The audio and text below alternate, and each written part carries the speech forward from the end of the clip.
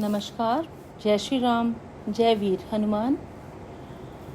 आज के episode number 24 में हम दोहा संख्या 41 और 42 के अर्थ समझेंगे, जिसमें रावण को विभीषण का समझाना, विभीषण का अपमान और विभीषण का भगवान श्री राम की शरण के लिए प्रस्थान बताया जाएगा। चलिए शुरू करते हैं। विभीषण ने पंडितों, पुराणों और वेदों द्वारा सम्मत वाणी से नीति बखान कर कही, पर उसे सुनते ही रावण क्रोधित हो उठा और बोला, रे दुष्ट, अब मृत्यु तेरे निकट आ गई है। अरे मूर्ख, तू जीता तो है सदा मेरा जिलाया हुआ, अर्थात मेरे ही अंश से पल रहा है, पर हे मूढ़, पक्ष तुझे शत्रु का ही अच्छा लगता है। अरे दुष्ट, बता ना, जगत में ऐसा कौन है जिसे मैंने अपनी भुजाओं के बल से ना जीता हो। मेरे नगर में रहकर प्रेम करता है तपस्वियों पर। मूर्ख, उन्हीं से जाकर मिल और उन्हीं को नीति बता।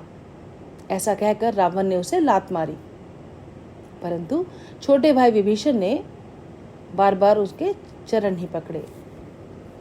शिवजी कहते हैं, हे उमा, संत की यही बड़ाई है, वे बुराई करने पर भी भलाई ही करते हैं। विभीषण बोला, आप मेरे पिता के समान हैं, मुझे मारा तो अच्छा ही किया, परंतु हे नाथ, आपका भला श्री राम जी का भजन करने में ही है।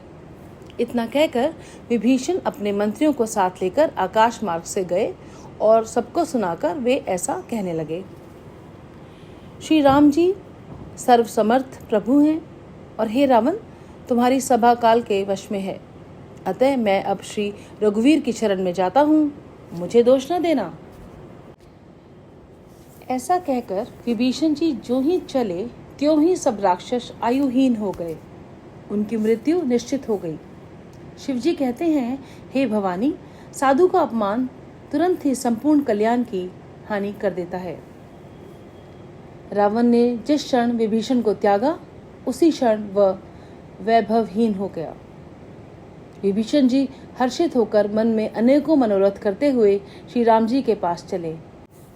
वे सोचते जाते थे, मैं जाकर भगवान के कोमल और लाल वर्ण के सुंदर चरण कमलों के दर्शन करूंगा, जो सेवकों को सुख देने वाले हैं, जिन चरणों का स्पर्श पाकर ऋषि पत्नी अहल्या तर गईं और जो दंडक वन को पवित्र करने वाले हैं, जिन चरणों को जानकी जी ने हृदय में धारण कर रखा है, जो कपट मृग के साथ पृथ्वी पर दौड़े थे और जो चरण कमल साक्षात शिवजी के हृदय रूपी सरोवर में विराजते हैं, मेरा अहोभाग्य है, आज मैं उन्हीं को देखूंगा। जिन चरणों की पादुकाओं में भरत जी ने अपना मन लगा रखा है, आज मैं उन्हीं चरणों को अभी जाकर इन नेत्रों से देखूंगा। इस एपिसोड में हमने जाना कि विभीषण अपने नैतिक मार्गदर्शन से प्रेरित होकर अपने परिवार को छोड़कर भगवान राम के पक्ष में शामिल होने का साहसी निर्णय लेता है। यह विकल्प उसे एक चुनौतीपूर्ण स्थिति में रखता है, क्योंकि उसे अपने राक्षस रिश्तेदारों की आलोचना और विरोध का सामना करना पड़ता है, जो उसके कार्य को विश्वासघात के रूप में देखते हैं। फिर भी विभीषण धार्मिकता के प्रति अपनी प्रतिबद्धता पर दृढ़ रहता है और भगवान राम की सेना की शरण लेता है। जय श्री राम। बुध पुराण श्रुति सम्मत बानी, कई विभीषण नीति बखानी, सुनत दसानन उठारि साई, खल तो ही निकट मृत्यु अब आई। जैसी सदा सठ मोर जियावा, रिपु कर कच्छ मूड तो ही भावा, कसी न खल अस को जग माही, बुझ बल जाए जिता मैं नाही। ममपुर बसी तप सिंह पर प्रीति, सठ मिलु जाए तिनहि कहु नीति, अस कही कहीं ऐसी चरण प्रहारा, अनुज गए पद बारहि बारा।